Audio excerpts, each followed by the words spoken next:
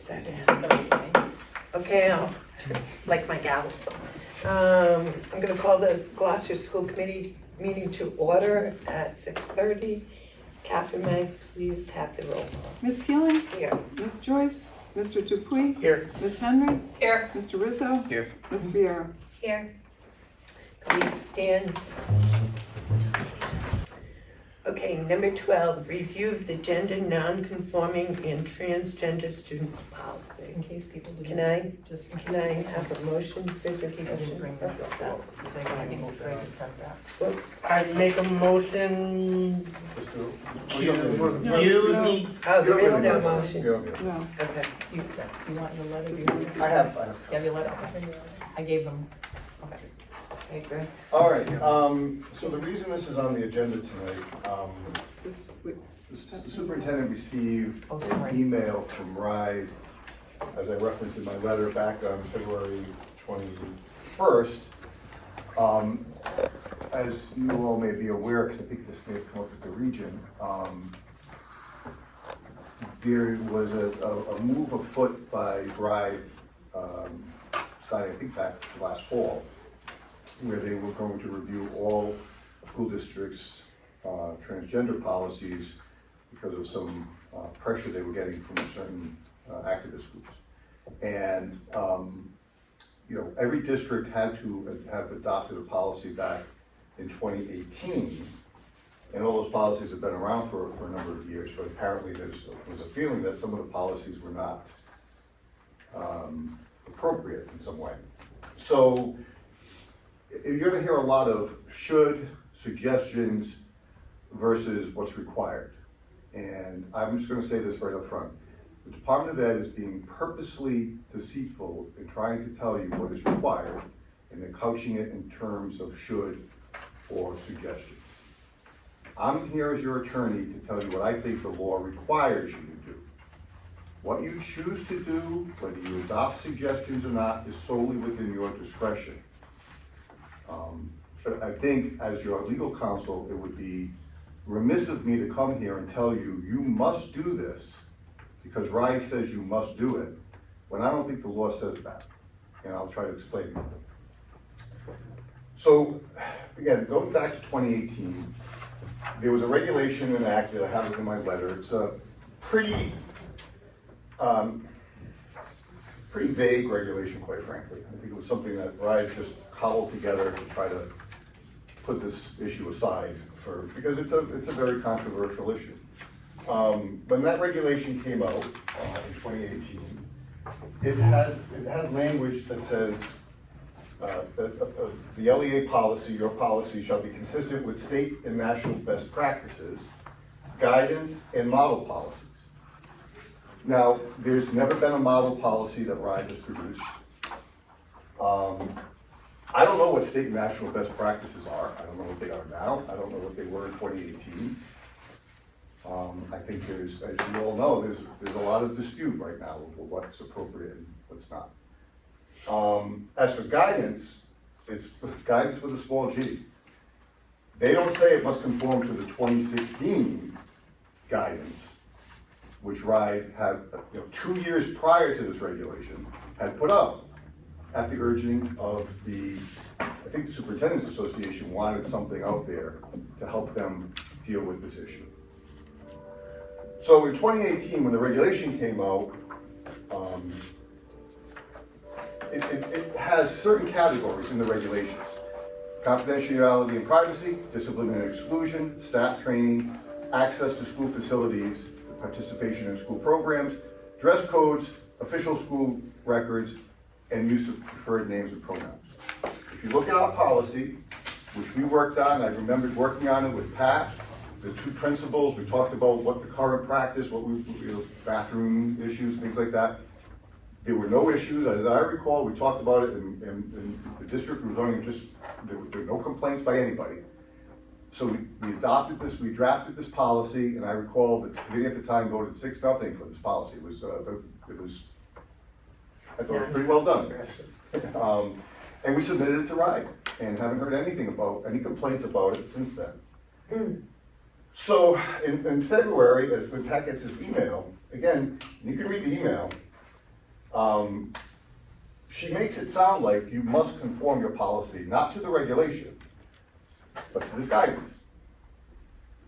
So she is not an attorney, she is just somebody given the job to Right. go over everybody's Yeah. policy. She's a She wasn't school even- health policy and program specialist. Right, but as I understand it, that was sent out to a different group, and they gave her the information back. That's the impression I got from Aisha. It wasn't her that went over the policy. Yeah, as I understand it, there's a, I don't know if it's Thunder Mist or one of the Somebody, transgender yeah. advocate groups that have been, they were behind this guidance way back in 2016, as I recall.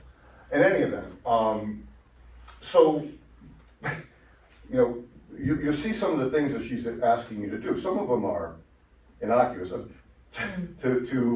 Catherine's point earlier about your bride not even knowing what schools are in our district, the last provision about locker room facilities, Right. you know. When you saw that, you knew. Yeah, I mean, like, you're like, okay, they're not really understanding what this district is about.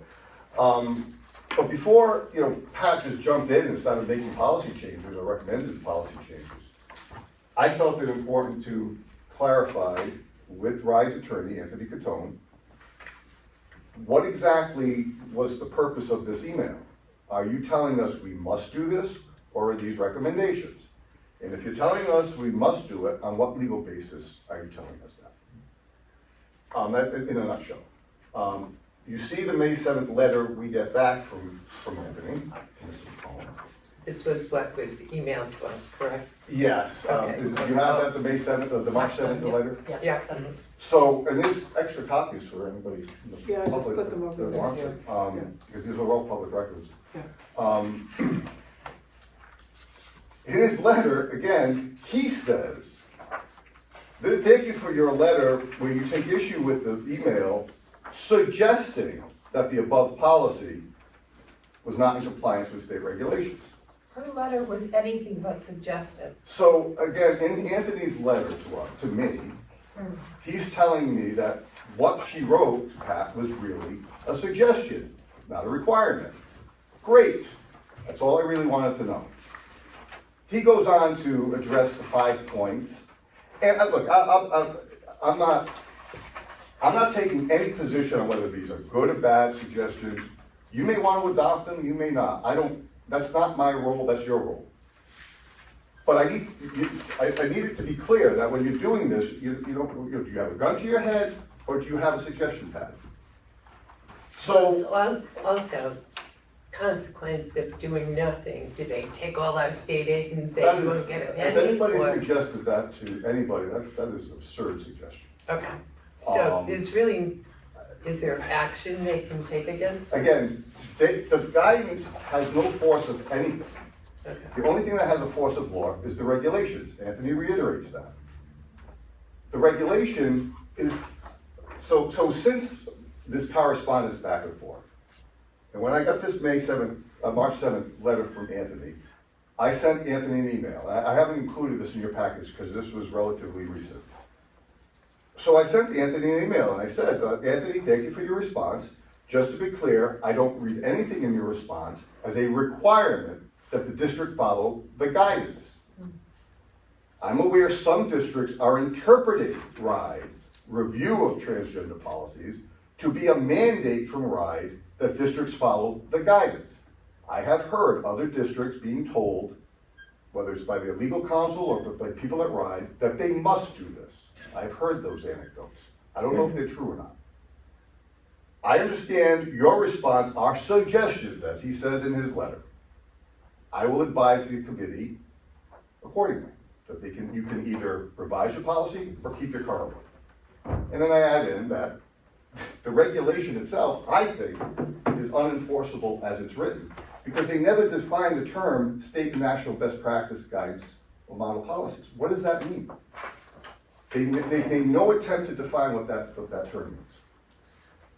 Well, Anthony couldn't let that go. So he responded back to me.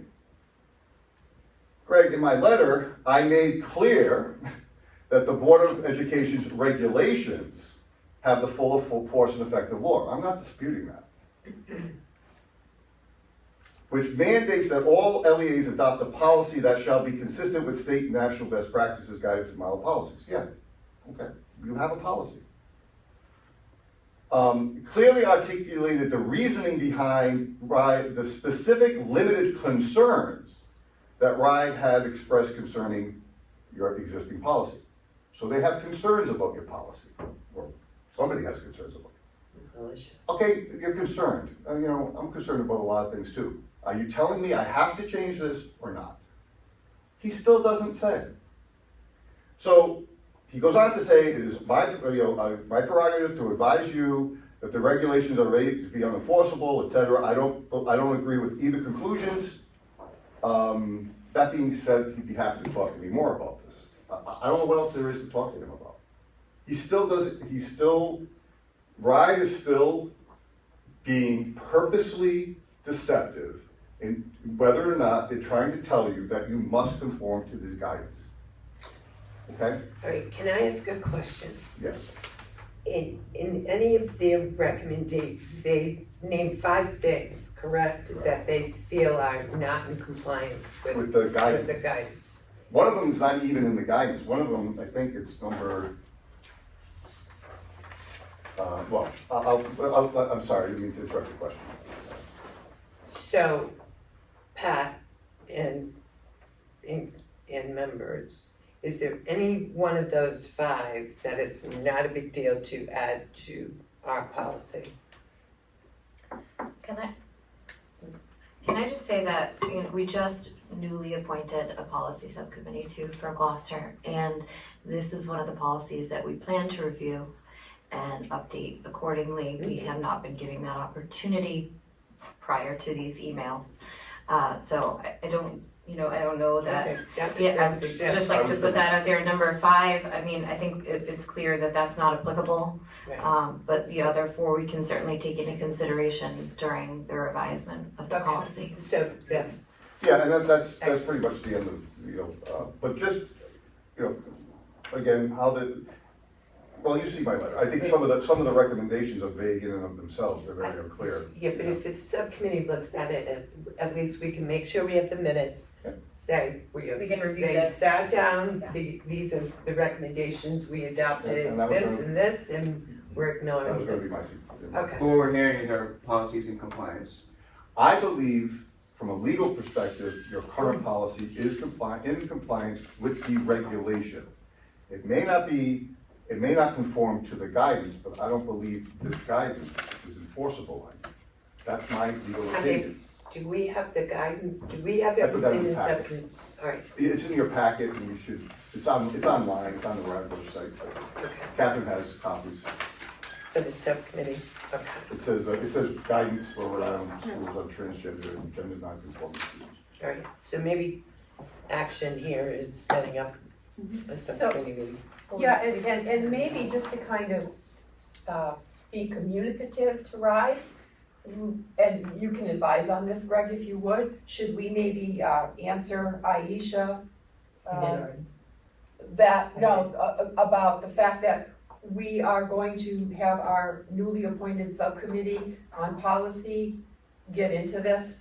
And then, did you do that I already? basically said we would review it, because I knew we were going to Yeah. review it, but So- we were hoping that it was gonna go in that direction, that. Yeah. What Because I thought her letter was extremely heavy-handed, like, give us a timeline and a plan and it kind of made me quake in my boots and thought, oh my goodness, what's coming down the pipe? I will follow up with Anthony Tone after this meeting tonight and tell him what you've decided to do. And, again, if he has any other input he wants to give me, I'll be more than happy. If he wants to point me to what legal interpretation RIDE has come up with that says you must do this, Or if they I'm want to provide a happy to model. be proven wrong. I just don't see it right now. That would be a nice question to ask, I like that. Guide me to the legal. But also, didn't they refer to a model policy? The regulation doesn't, it says a model policy. I remember, because I remember back in 2018, I said, I think Anthony was still the legal counsel at the time. I said, Anthony, are you guys gonna put out a model policy for districts? And he said, absolutely not. Because they don't wanna get sued. They don't want the aggravation. They wanna dump it on you. No, that's But ask basically, for, well, and that's basically what it says, is it's deferred to the school committee, so. Look, and there's also, and not to be too flip about this, but I did cite a case to you. You know, I love going back through old commissioner decisions, because people think commissioner decisions only started about 3 years ago. 20 some odd years ago, Forrester Bill, a very well-respected hearing officer at the time, there was a very strong, Rye took a very strong position, because there's a statute in Rhode Island that says you, local school committees, can govern curriculum. There's been a real push lately to take that power away from it. I noticed there was some legislation for DEI curriculum that they want to try to either suggest onto school districts or force onto school districts. That is historically, curriculum has historically been a local concern.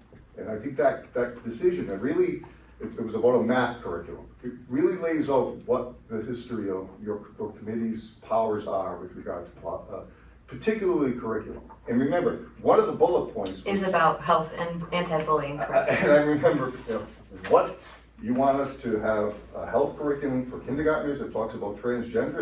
Is that what you want? And that's something I think this committee should be discussing with parents and the Right. policy committee. So just to clarify, there's no subsequent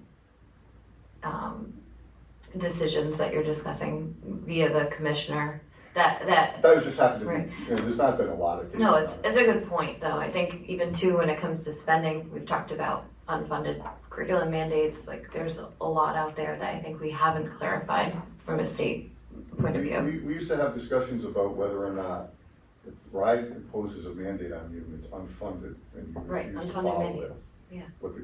Whether there could be consequences to that or not. We used to have those Conversation. discussions a long time ago.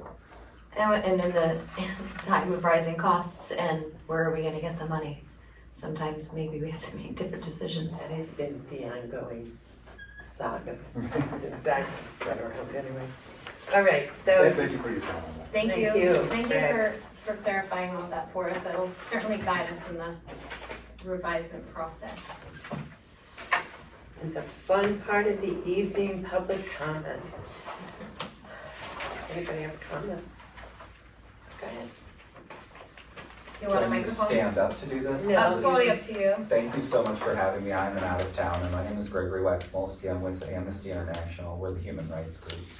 We're in 150 different countries around the world. We have literally millions of members. Here in the state of Rhode Island, local group 1016 has been showing up for human rights in a really big way. Thank you for having me in the body. I want to address everybody's concerns about your policy on transgender and gender diverse people. It's great. Amnesty International has been working here in the state with a number of different groups. All of us are focused on one thing, making sure that our communities stay welcoming places with a core and a fabric that fits the community. We look at your committee's policy and we see all the necessary components that are there. Yes, it is true, your lawyer is not telling you anything untrue. Many districts around the state have been considering the guidance with full force of law in order to avoid lawsuits. I want you to know that your policy looks great. I hope you never need anybody to come and challenge it to find that out. And we are going to continue to, interface with your committee as well as the super here locally to make sure that if you have any questions going forward, specifically with this policy, that you know that we have your back.